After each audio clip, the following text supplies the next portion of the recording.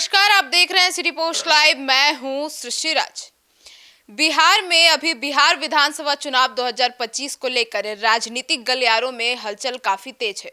उसमें सबसे ज्यादा खींचतान अगर बात करें तो महागठबंधन में चल रही है, टिकट बंटवारे को लेकर। और इसी बीच अब महागठबंधन में जो उम्मीदवार है वो एक ही सीट से आपस में ही भिड़ रहे हैं।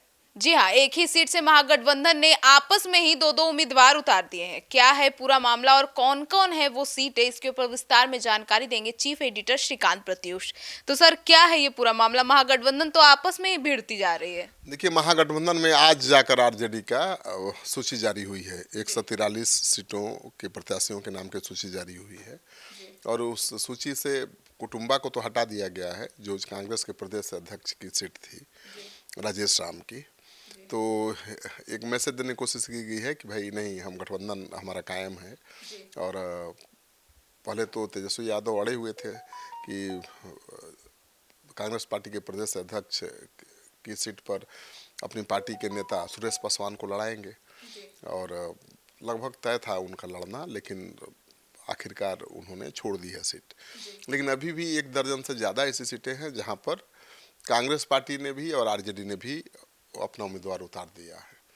नरकटियागंज विधानसभा सीट पर महागठबंधन ने 2 प्रत्याशी उतार दिया है, कांग्रेस ने उतार दिया है और आरजेडी ने भी उतार दिया है। आरजेडी ने नरकटियागंज से दीपक यादव को मैदान में उतार दिया है और दीपक यादव बगहा चीनी मिल के एमडी हैं और कांग्रेस ने शाश्वत केदार को अपना उम्मीदवार बना दिया है। तो दोनों तो महागठबंधन के ही उम्मीदवार हैं, एक आरजेडी का एक कांग्रेस का, दोनों मजबूत उम्मीदवार हैं।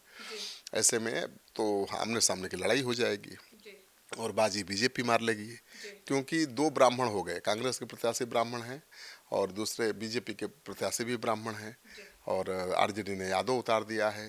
तो बड़ी दिलचस्प लड़ाई हो गई है और ऐसी कई सीटें हैं।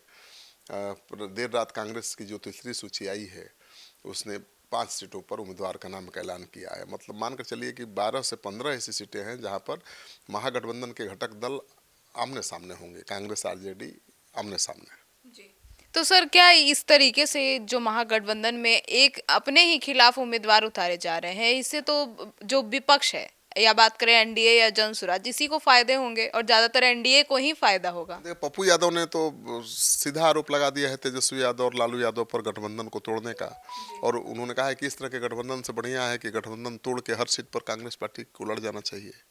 वो तो खुलेआम कह रहे हैं। सर, तो पप्पू यादव के इस बयान के क्या मायने हैं? बयान के मायने हैं कि गठबंधन में सब कुछ ठीक नहीं है।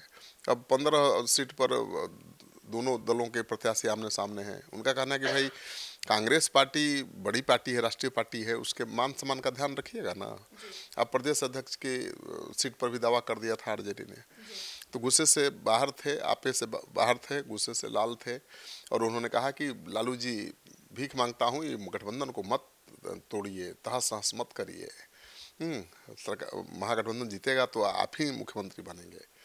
तो पप्पू यादव ने एक तरह से भीख मांगी उनसे कि भाई गठबंधन को बचाए रखिए। दूसरी तरफ उन्होंने बड़ा आरोप भी लगा दिया कि ऐसे थोड़े गठबंधन रहता है, आपने तो गठबंधन को ही तोड़ दिया, गठबंधन धर्म को निभाया ही नहीं। और पप्पू यादव ने तो संजय यादव पर भी निशाना साधा। उन्होंने कहा कि एक हरियाणा का लड़का ये तय कर रहा है कि बिहार में गठबंधन किसके साथ कितनी सीटों पर होगा, कौन सीट किसके पास जाएगी और कौन किस सीट से उम्मीदवार होगा। ये दुर्भाग्यपूर्ण है।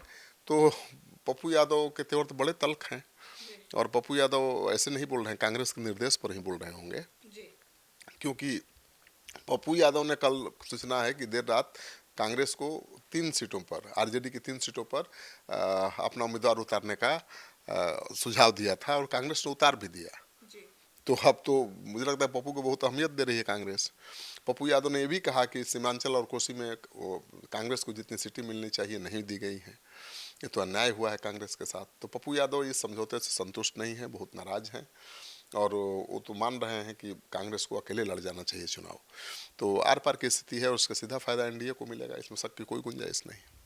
तो सुना आपने हमारे इस डिबेट को, तो अब इस पूरे मामले पर आपकी क्या राय है? महागठबंधन जिस तरीके से अपना रुख अपना रही है, क्या उसे इस चुनाव में फायदा मिलेगा या उनके ही वोट छिन जाएंगे? आपकी क्या राय है? कमेंट सेक्शन में जरूर बताइएगा। तो फिलहाल इस खबर में इतना ही, और राजनीति से जुड़ी हर खबर, हर अपडेट आपके साथ सबसे पहले लेकर सिटी पोस्ट आ रहा है। तो जुड़े रहिए हमारे साथ और देखते रहिए सिटी पोस्ट लाइव। धन्यवाद।